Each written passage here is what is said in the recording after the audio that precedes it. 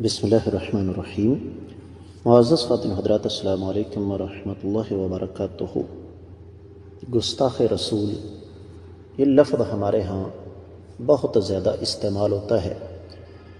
جس کو مردی ہم گستاخ رسول کا فتویٰ لگا کر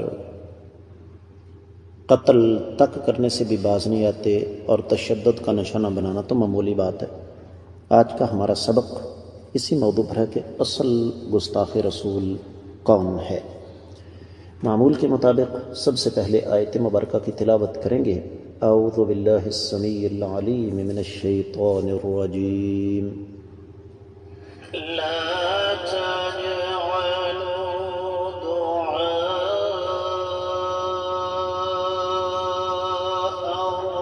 الرسول بينكم كدعاء بعضكم بعضا قد يعلم الله الذين يتسللون منكم لواذا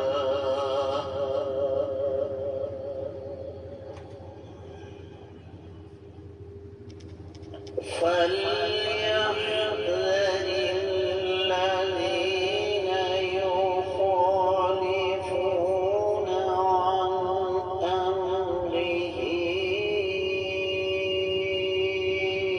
أن تصيبهم فتنة أو يصيبهم عذاب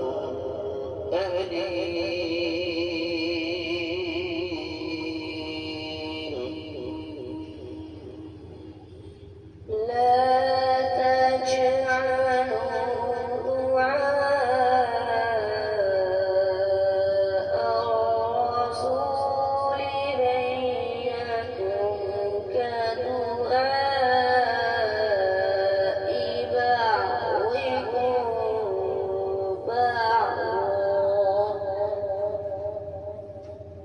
قد يعلم الله الذين يتسللون منكم لواذا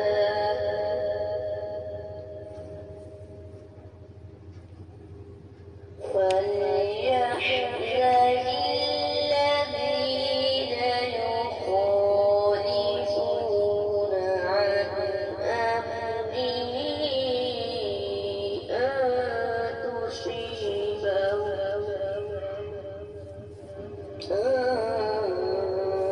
تصيبهم فتنة أو يصيبهم عذاب أليم۔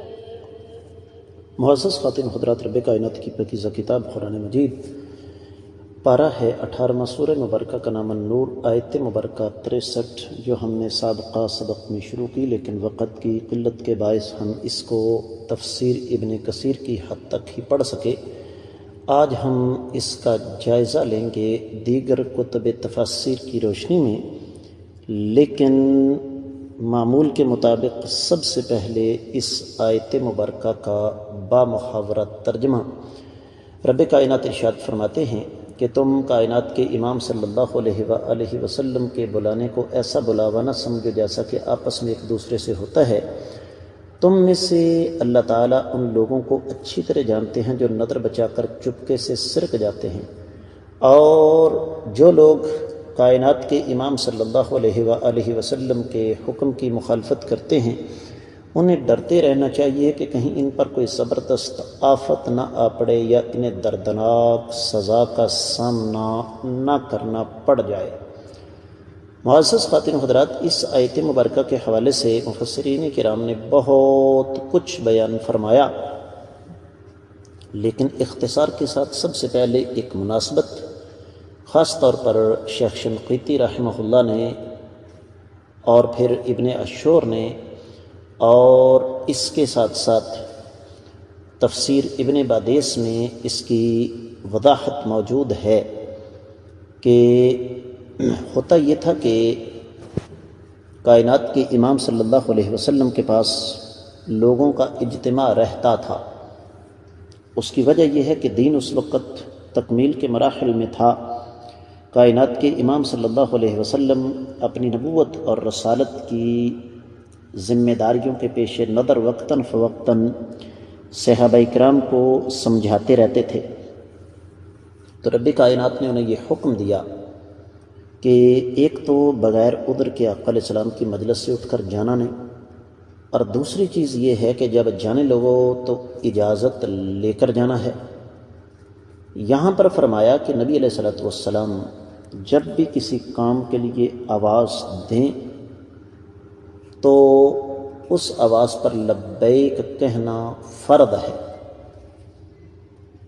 اور یہ سورہ مبارکہ جو کہ بڑی عظیم ہے، اس میں اسلام نے ہمیں آداب بتائے ہیں، تو چونکہ یہ آیت مبارکہ اختتامی آیات مبارکات میں سے ہے تو اس لیے رب کائنات نے یہاں پر سمجھا دیا ہے کہ آقا علیہ السلام کا احترام اصل میں کیا ہے۔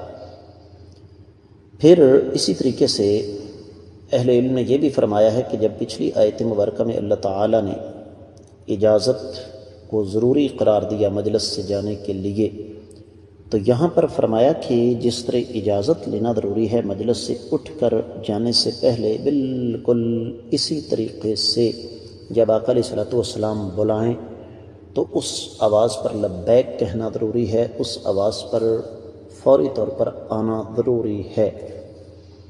اس لیے فرمایا لا تجعلوا دعاء الرسول بینکم کدعاء بعضکم لبعضکم بعضا، جس طرح تم ایک دوسرے کو آواز دیتے ہو، کبھی کوئی آتا ہے کبھی کو نہیں آتا، کبھی کو عذر پیش کر دیتا ہے میں مصروف ہوں، کبھی کسی کی طبیعت مائل نہیں ہوتی، تو فرمایا یہ نبی علیہ السلام کی جو آواز ہے نا، اس کا یہ معاملہ ہرگز نہیں ہے۔ اس کے دو مفہوم اہل علم میں بیان فرمائے ہیں، ایک تو میں آپ کو سمجھا چکا ہوں، دوسرا اہل علم یہ فرماتے ہیں کہ لا تنادوا الرسول بقلت احترام و توقیر کمنادات باسمہ مجردا، بڑی قیمتی بات ہے کہ کائنات کے امام صلی اللہ علیہ وسلم کو پکارتے ہوئے تم اس انداز سے نہ پکارو کہ جس میں احترام کی کمی اور آقا علیہ السلام کے صرف نام سے پکارا جائے۔ تفسیر ابن عطیہ، تفسیر قرطبی، نظم الدرر امام بقائی کی، اسی طریقے سے ابن عاشور نے تحریر و تنویر میں، اور پھر امام الزجاج، امام الفراء، اور پھر اسی طریقے سے امام سعید بن جبیر، امام مجاہد بن جبر، قتادہ بن دعامہ، امام مقاتل بن حیان، امام حسن بصری وغیرہ، اور امام ابن جریر، امام ابن ابی حاتم، انہوں نے اس پر بڑی لمبی چوڑی بحث کی ہے۔ اس کا خلاصہ یہ ہے کہ آقا علیہ السلام کو ان کے نام اسم گرامی سے پکارنا یہ ادب و احترام کے منافی ہے۔ میں آپ اچھی طرح جانتے ہیں کہ کبھی فرقہ واریت کے حوالے سے بات نہیں کرتا، اور ہماری یہ بات جو میں کرنے والا ہوں یہ بھی فرقہ واریت سے بالا تر ہے کہ ان حالات میں مجھے اور آپ کو غور کرنا چاہیے کہ کیا یا محمد کہنا یہ نبی علیہ السلام کی گستاخی نے؟ قرآن مجید بسا اوقات بغیر بتائے ہوئے ہماری تربیت کر دیتا ہے۔ اللہ اکبر! آپ غور کیجئے کہ پورے قرآن میں رب کائنات نے آقا علیہ السلام کو یا محمد کہہ کر نہیں پکارا، کیوں؟ حالانکہ اللہ تعالیٰ کو حق حاصل ہے، اللہ تعالیٰ کو کوئی پوچھنے والا نہیں۔ آپ کو الفاظ کیا ملیں گے؟ یا ایھا الرسول، یا ایھا النبی، یا ایھا المزمل، یا ایھا المدثر۔ اب ہمارے وہ بھائی جو صرف اور صرف اس لیے کہ کہیں ان کے غلط عقیدے سے لوگ آگاہ نہ ہو جائیں، اس قسم کی باتیں کرتے ہیں کہ جی فلاں طبقہ جو ہے وہ تو نبی علیہ الصلوۃ والسلام کا اپنے بڑے بھائی جتنا احترام کرتا ہے، ان سے یہ سوال کیجئے کہ آپ نے اپنی زندگی میں کبھی اپنے بڑے بھائی کو اس کے نام سے پکارا؟ یقینی طور پر بھائی جان، بڑے بھائی، اس قسم کا ادب و احترام کا لفظ استعمال کیا جاتا ہے۔ تو یہ کہنا کہ یا محمد صلی اللہ علیہ وسلم، کیا یہ آقا علیہ السلام کی گستاخی نہیں؟ یقینی طور پر یہ باقاعدہ کتب تفاسیر کے اندر لکھا ہوا ہے، جس طرح کہ آگے جا کے ہم پڑھیں گے سورۃ الحجرات کی تفسیر میں، کہ دور دراز دیہاتوں سے آنے والے بدو تھے جو اس قسم کے الفاظ آقا علیہ السلام کے لیے استعمال کرتے تھے، یا محمد یا محمد۔ تو رب کائنات نے منع فرما دیا، کیونکہ یہ آقا علیہ السلام کی گستاخی ہے۔ اور یہی وجہ ہے کہ رب کائنات نے پھر یہ پہلا ادب سکھایا، اس کے بعد سمجھایا قد یعلم اللہ الذین یتسللون منکم لواذا۔ رب کائنات کو ان منافقین کا اچھی طرح پتہ ہے جو مسلمانوں کے کسی بھی اجتماعی مسئلے میں، کسی بھی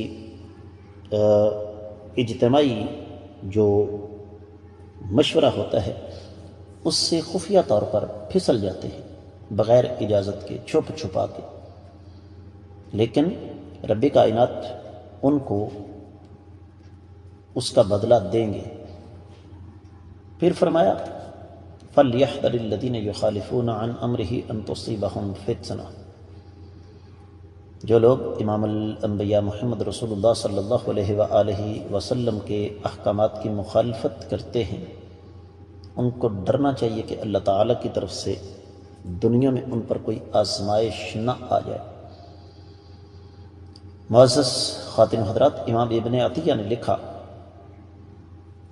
کہ دراصل اللہ تعالیٰ یہاں پر سمجھانا چاہتے ہیں کہ جب آقا علیہ الصلوۃ والسلام کا حکم آ جائے